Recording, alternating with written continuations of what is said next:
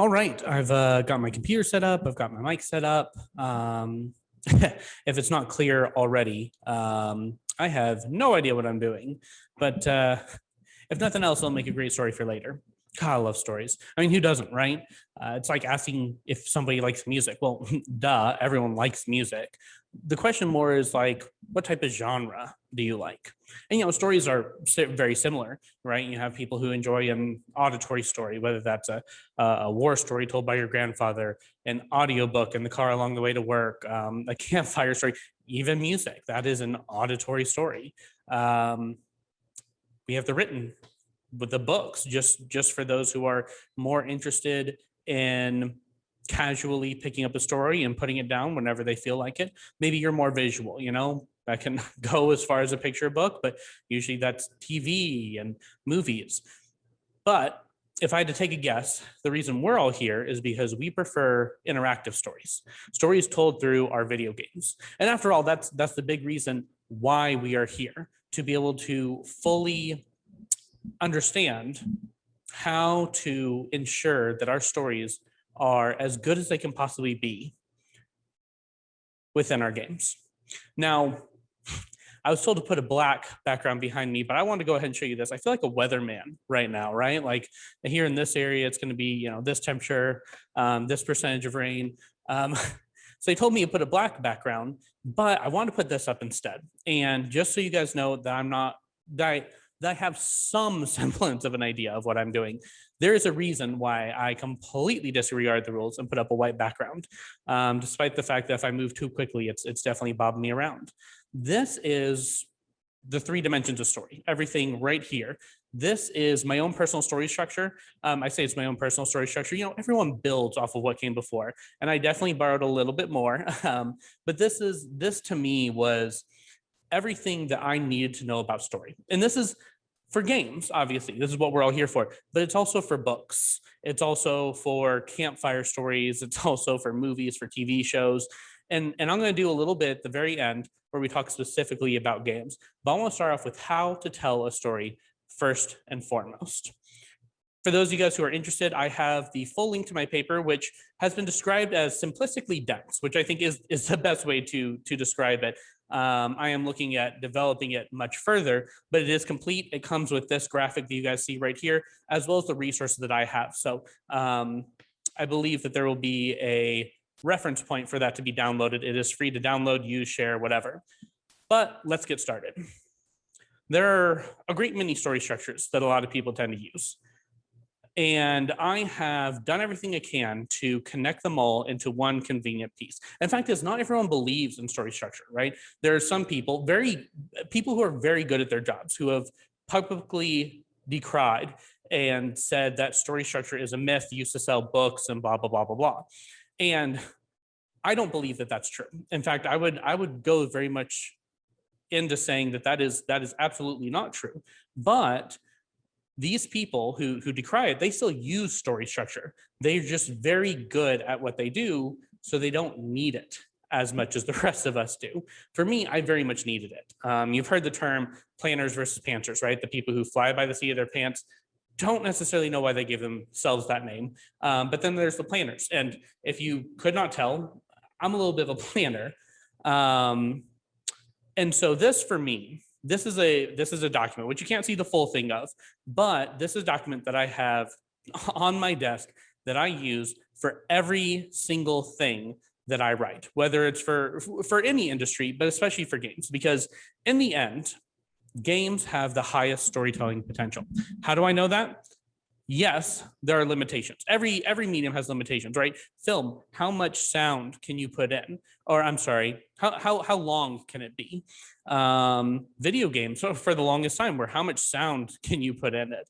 But now that video games have approached the quality of movies and they have the length of a book or TV show, we also have the most tools used for telling stories. After all, a lot of people think that you're just a video game writer, but that's not necessarily the case. A narrative designer is someone who understands and uses all of their tools in order to make sure that the story shines through. So whether that's the mechanics in God of War that develop the player's relationship, while the writing develops Kratos' relationship with Atreus, whether that is the sound, leitmotifs that come on for certain characters. I mean, the music in Nier Automata is phenomenal, but it also does a really good job of setting out who is coming up and what they need to do and what the themes are. You see something like this in Silent Hill, does not have the most luxurious soundtrack, but it definitely is one of those pieces that plays to its strengths. Aside from the sound and the mechanics, you also have the art, the visuals, right? What type of clothing is this person wearing? Where are they from? Are they rich? Are they poor? The types of things that their clothing may very much come out. So a narrative designer needs to be working with every team available in order to ensure that everything points to the story itself. In a way, narrative designers sit across from game designers. Game designers use all the tools, even the writing, in order to make sure that the mechanics of the game, the gameplay, the feel of the game is right where they want it to be, right where the creative director wants it to be. A narrative designer sits right next to them doing the exact same job, except they do it for the narrative itself, making sure that the mechanics, the sound, the art, and the writing all play into its strengths. Now, I'm not here to talk about any of the other tools available to us. However, let's go ahead and dive into the writing. Now, I don't like to use the term story. I say I don't like to use it. I use it all the time. I'm trying to get out of that habit, just because the more you're able to really define something, the clearer it can be. So I use the term narrative. And the reason why I use the term narrative is you can see here on each corner of the triangle, you have 3 different aspects. I believe that narrative is broken into these 3 parts: the world, the character, and the story. The world is the world, and that can be something as large as a galaxy in Star Wars, or as small as a house that a young kid is trying to escape from in some type of teen rom-com where they're having issues with their parents. The world is everything outside of the character that affects the character, that turns them into who they are. The character themselves is obviously the character, and obviously that's the main character, but it also is the antagonists, the allies, the enemies. Everyone who is there is in some way, shape, or form a character. And while everyone is a character and everyone should have some semblance of a story that goes with it, when you're dealing with allies and enemies, a lot of them should be character foils. There are people there to highlight aspects of the main character. Batman is the perfect example of this, right? Batman represents order, the Joker represents chaos. Batman doesn't really change or anything, and the Joker does not really have a big character arc. In fact, nobody knows what his character arc is because he continually lies about it, because it reinforces his theme of chaos. And the reason why the Joker is there is simply to be the chaos that highlights Batman's desire for order. And then the last part is story. Story is the events that are happening. Specifically speaking, they are the actions that the character takes that lead them to the next event. If you were to ask me what my favorite Star Wars movie is, I would say Rogue One. I really enjoy the aspect of this galactic war and the galactic politics without any concern with the Jedi, the lightsabers, all of that type of stuff. However, it is not the most appreciated Star Wars. And the reason being is because Jen Erso, the main character, does not make any decisions for herself.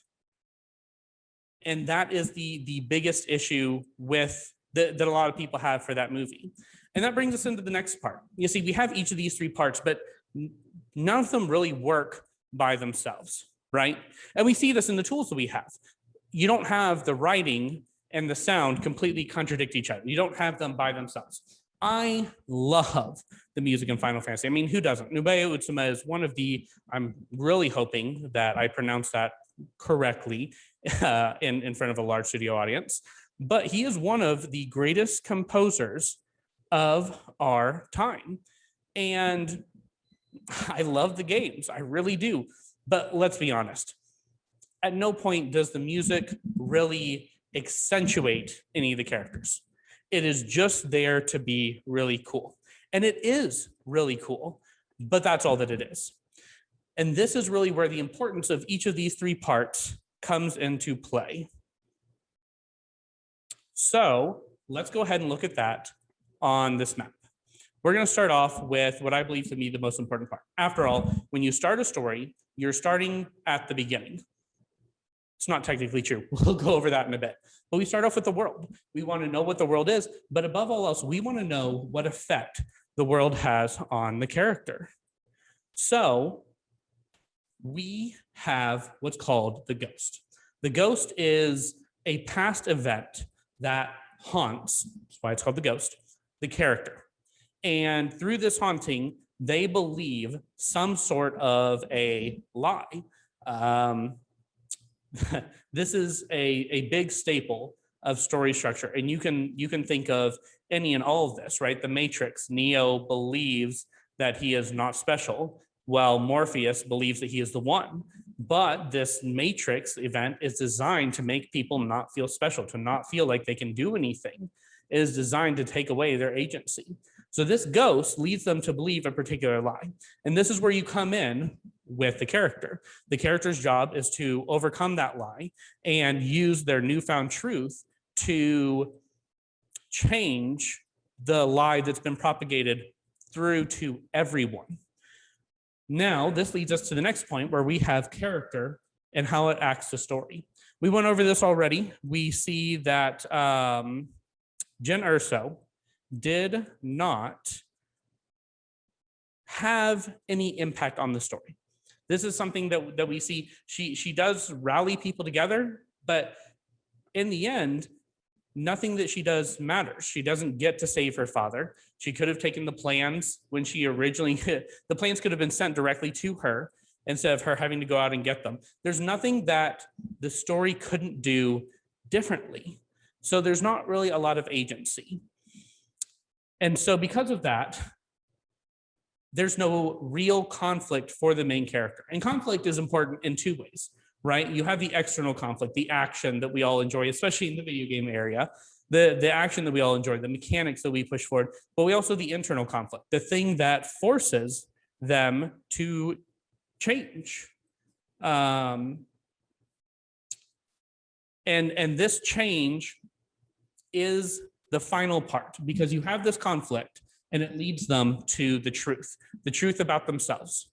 And through that, we have the last part, story to world. The story is a collection of events, but these events are enacted by the character themselves. And through this, you have revolution. This revolution can sometimes be quite literal, as you have rebel armies amassing and trying to overthrow some system. But it also is just talking about the circle of these stories.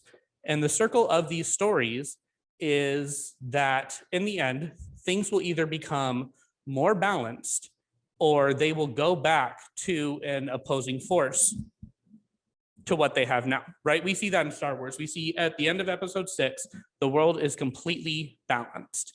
But at the end of episode 3, it's completely reversed. The Jedi do not have a balanced system. And so the Sith completely overthrow them, and it just reverses into a new section. This is incredibly important when you're composing any and all of your stories, to make sure that everything is not only there, but also connected. I don't have a whole lot of time, but I did want to go over the individual parts of each section. So in the world, you have, my camera's reversed, so I'm trying to, if I come over here first and then switch it over here, that's why. Over here, you can start at the bottom. You have the history of the world. The history of the world is how you got from one part to the next, right? This is where you see that change happen before the story even begins. It can be something like a village has monsters, and so the village elder says no one can go out, and someone has to go out, and so someone brave, an individual, has to be able to leave and go and change everything. And that's the history that leads up to where you're at. Now, that history leads up to something that I call STEER. It stands for social, technological, economical, ecological, and religious. Technological can often be magical in fantasy stories. Social can also be political. These are what I consider to be the 5 aspects of how to set up a world. And each of these, you don't have to use all 5. Obviously, religion is not something that is often used, but in the deeper stories, it is something to where people tend to use it to develop where the world is. But you can use most of them. The next part is the status quo. This is where you get the aspects to where everything has been developed and now everyone is sitting still in one particular section. They are content with where things are and they don't intend on changing anything afterwards. This is really where the hero comes in. This is where our story starts on this, again, like I said, cameras reversed, on the status quo. And then from there, the next part is you have the elixir. Now, the elixir is designed to be something that the hero brings back from their adventure. And when they bring it back, they can change the status quo from where it was to where it's supposed to be. So their story starts right between the status quo and the elixir. But that elixir, after that story is done, becomes history. It loops back around and on itself. Next part is character. So with the character, we need a character who is engaging. Now, I have a lot of spinoffs for this, which again are detailed out in the document itself. But in order to get a character who is engaging, you need them to be one of 2 things: a character who is capable or a character who is likable. You don't really want to do both. And the reason why is because you need a character who's relatable. And no one is perfect. No one does not have some sort of weakness that they cannot go through. So you only really should pick one. Batman is a character who is very capable, but not very likable. Bilbo Baggins is a character who is not very likable, or I'm sorry, is not very capable, but is very likable and becomes more capable as it goes on. Batman is not a character who changes very often, but a character like Sherlock Holmes. A character like Sherlock Holmes is very capable and throughout most of his iterations becomes more likable. And this brings us to, actually, no, I'm going to come back to that in a second, because the next part is you need a character who is relatable, empathetic, or sympathetic. A character is relatable as someone who, I went through this, they went through this, I understand them. It's someone who you could start up a conversation with something particular. Sympathetic character is a character that you feel bad for. It would be a character almost like, I want to say Thanos from the Avengers, because you very much see he was traumatized by losing his world, but he's hard to be a little empathetic for because he's trying to destroy everything in the concept that he had a plan, and because his plan was not enacted, it must be right because everyone lost everything. But it is a little hard to be empathetic. The Avengers could not be empathetic with him because he was out to destroy everything. You want a character who's empathetic. That is a character who you have to sit back, and some people would consider Thanos to be empathetic because some people would consider Thanos's plan, ideals, to be somewhat realistic.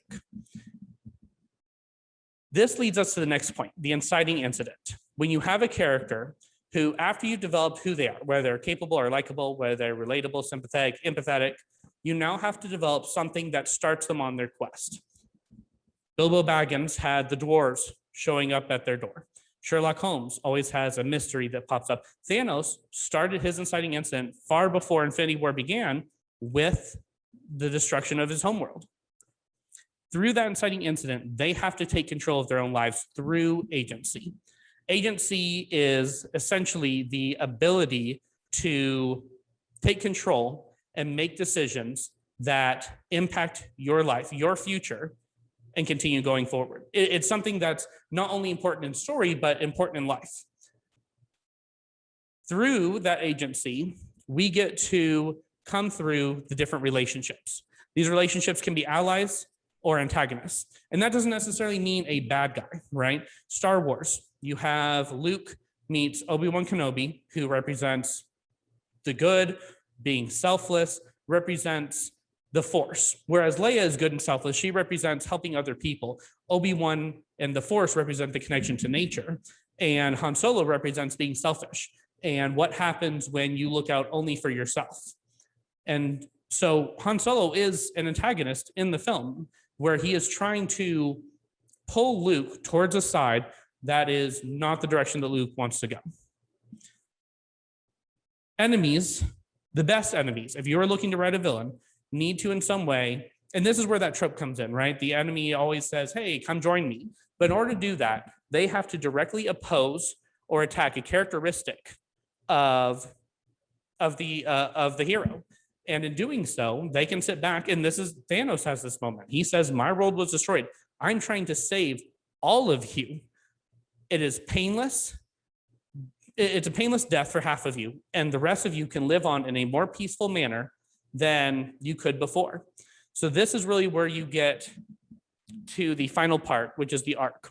The arc is where you lead to the change of the character. The character goes from one side to the other.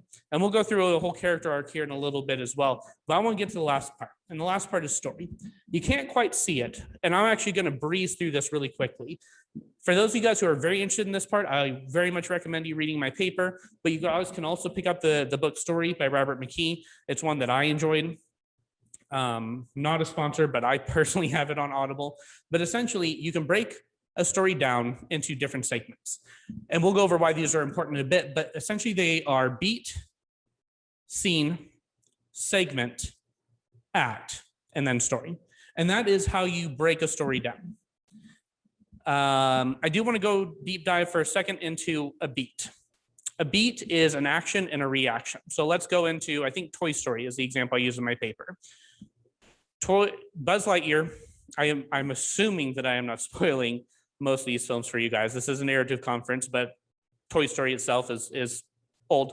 Buzz Lightyear goes into a room. He sees a television show. And in the process, he immediately opens up his communicator to try and contact Star Command, because that's what he believes. This is a message from his bosses. And then the commercial keeps going. So Buzz acts, the commercial reacts.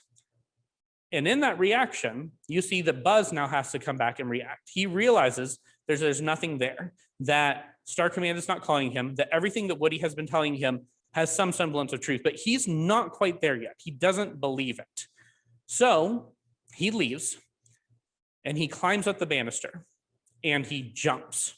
That is the action. The action is Buzz jumps off the banister. And when he hits the floor, the hard floor reacts on him by breaking his arm. And this is why I use this scene, because it's incredibly powerful. Pixar does a great job of making stories for children and adults. And this is really where the great part comes in, is an adult can sit back and say, Buzz is broken. And a child can come in and say, Buzz is broken. They mean two completely different things, because children do not quite understand the emotional nuance that he just went through, but they both arrive to the same conclusion. From there, you get enough beats, they turn into a scene, enough scenes to a segment, enough segments to an act, and enough acts, usually 3, to a story. Now, let's go ahead and dive into, you can't see it, but the yellow symbols behind me, there are 7 of them. They each represent a segment of the hero's journey. I have divided them up into 7 parts myself.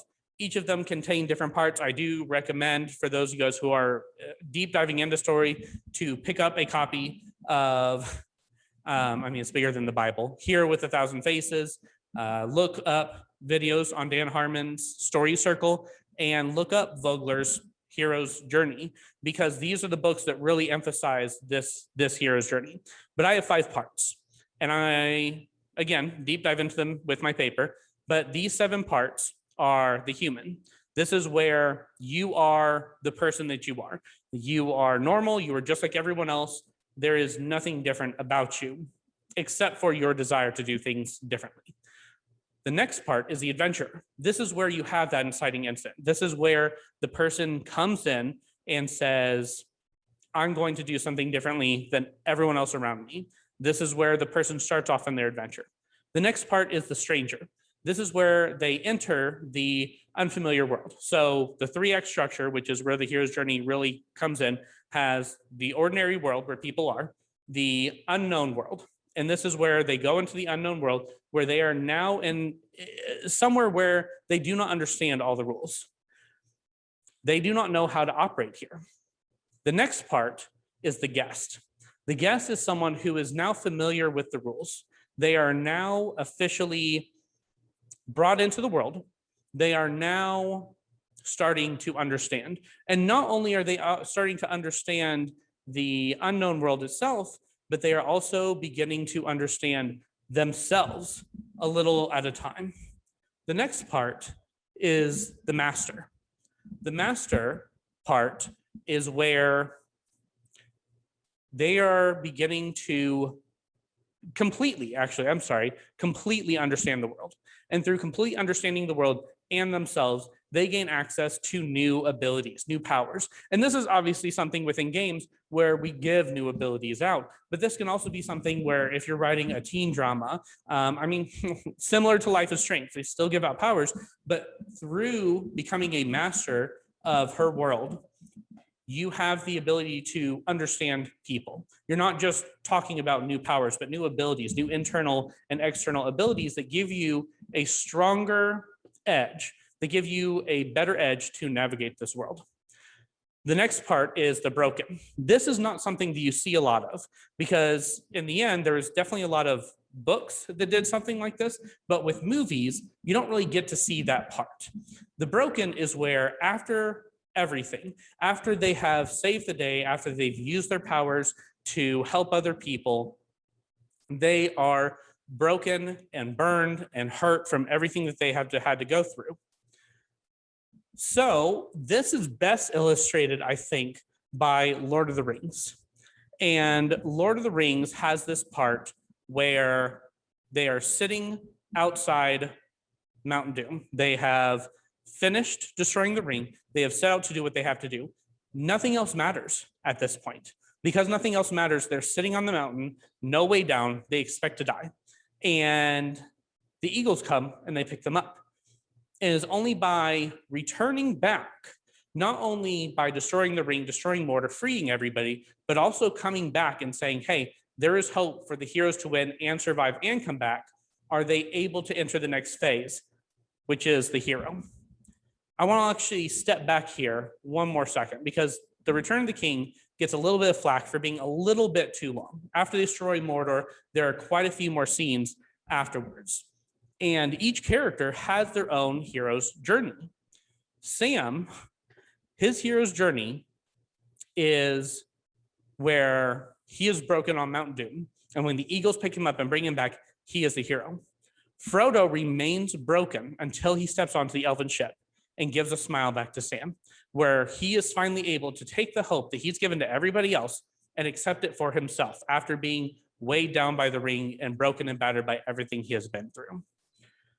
This is a ridiculously summed up version of the 3X structure. Again, I very much recommend my paper. I very much recommend all the books. And in my paper, there are quite a few books at the end as well. But I want to jump into the next segment here. For those of you guys who study story, you'll know that there are two big schools of thought, the 3X structure and the 5X structure. The 3X structure is the hero's journey. The 5X structure, developed by Gustav Freytag, is very much Shakespeare's own personal story structure. It was developed by Gustav Freytag, but he developed it after watching a lot of Shakespearean works. This is actually the origin of this paper. I was struggling with the 5X structure. I grew up on the 3X structure. I was very much in tune with the 3X structure. The 5X structure bothered me. But there's a lot of people who will go out there and they'll say the 3X structure is for this, the 5X structure is for this. And what's funny about that is neither one is necessarily the correct answer. Sometimes, in this particular case, they're both parts of a whole.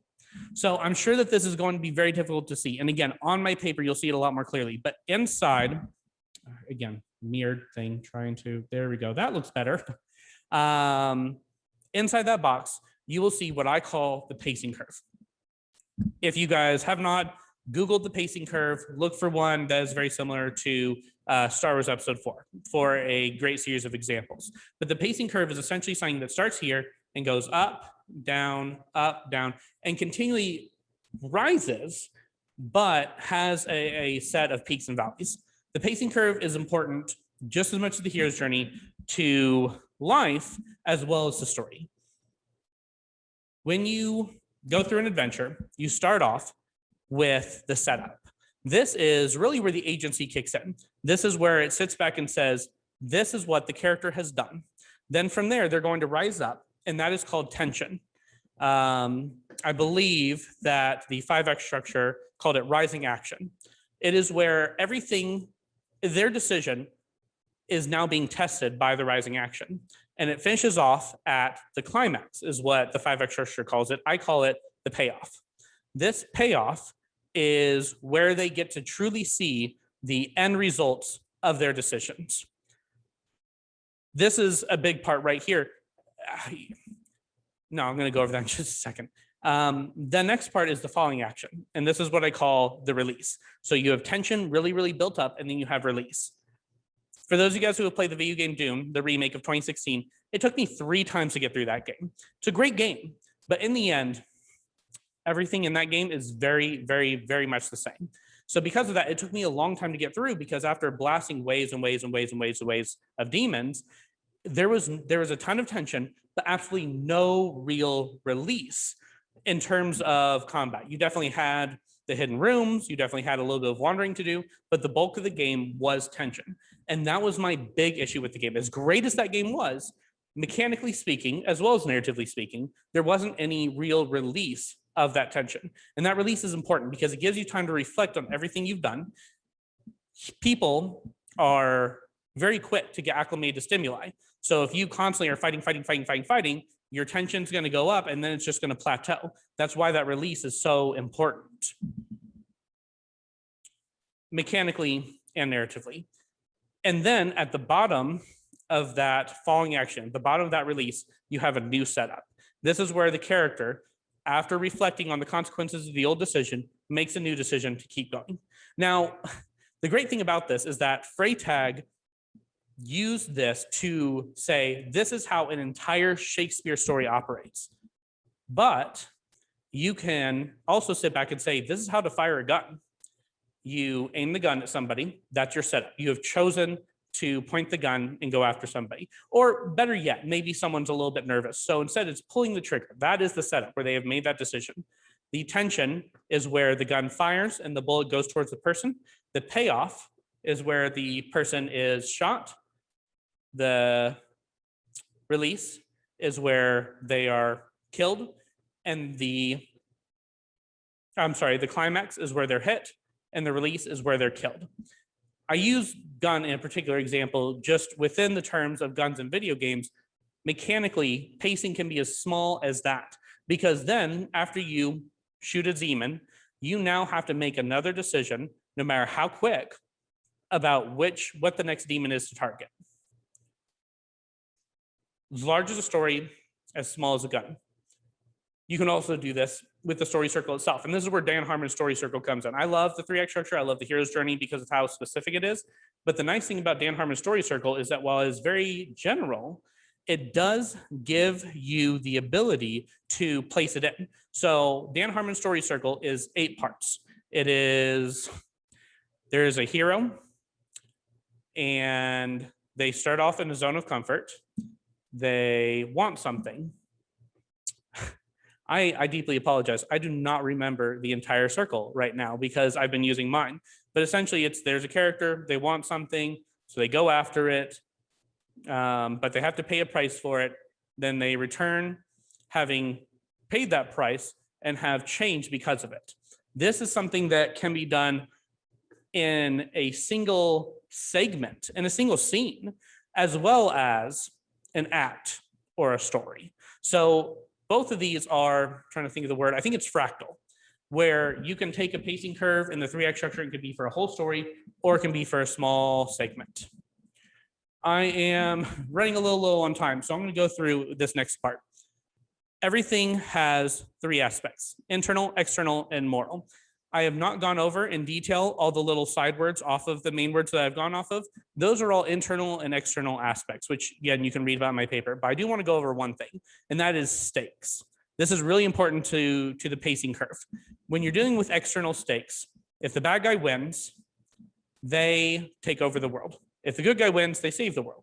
The internal stakes are something like Rocky. Rocky didn't have to win the boxing match. He lost the external stakes, but he learned about himself. He learned about his friends. He learned what really mattered to him. That was his internal change that he won. Now, the moral stakes are really where you get into those villains who have a very reasonable reason as to why they're doing it, or an understandable reason. Not necessarily a character who's sympathetic, but a character who's empathetic, a character who, if they were here right now, you would consider siding with them. The moral stakes are to sit back and say, who's going to win? And this can be very complex, but it can also be something as simple as Star Wars. What is better, light or dark? Last thing I want to talk on are these other three words. I have atmosphere, mood, and tone. The atmosphere is the way the world feels. The tone is the way the character acts. And the mood is essentially the genre. So if you have a atmosphere that's super creepy and a character who is super timid, who is super scared, the mood is going to be a horror film. If you have an atmosphere that's super creepy, but a character who is really brave, then you're going to have an action film. You can also sit back and say a character who is super cowardly, but also realistic and yet funny. That could be a comedy. Same atmosphere, different character. And it's these combinations that make the genre. Okay, I am running out of time, so I'm going to skip ahead.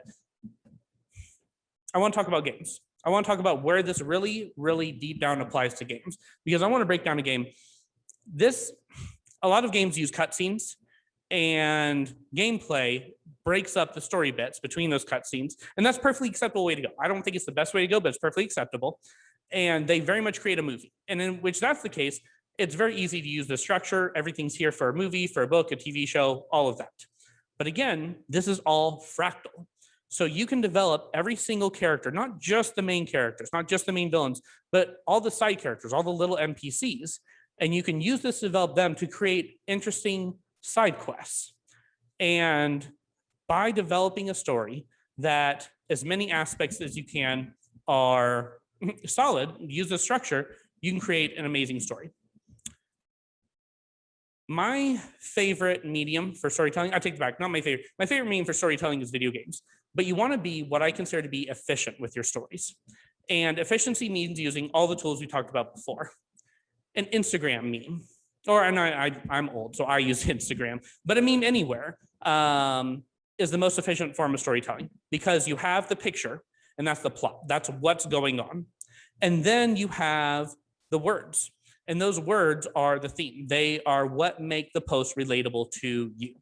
So when you're dealing with games, you have a lot of tools at your disposal. God of War did an amazing job with the mechanics, because they allow the player, as well as Kratos, to get attached to Atreus. It is important that you're using your music as leitmotifs to symbol the character's arrival, more than just writing that the character comes in. It is very important that you use all the tools to be as efficient with your story as possible. And this is very important, because Unreal Engine 5 is slowly working its way out. The great thing about Unreal Engine 5, I'm not a programmer, so I'm not going to sit here and tell you the best engine to program in. But I believe that Unreal Engine 5 is the best engine. And here's why. You are about to be able to take your characters and have them go from gameplay models to movie or animated TV or movie models. This saves a ton of cash. I am a narrative designer, but I technically consider myself to be an expert in transmedia. This is really where the transmedia shines. If you use this structure, if you make sure that you get all of your points down and correct, you can use the same models for a game and put them into a TV show or movie. And again, it's not necessarily like the main character, right? I mean, how many movies and TV shows for video games have we seen just fall apart?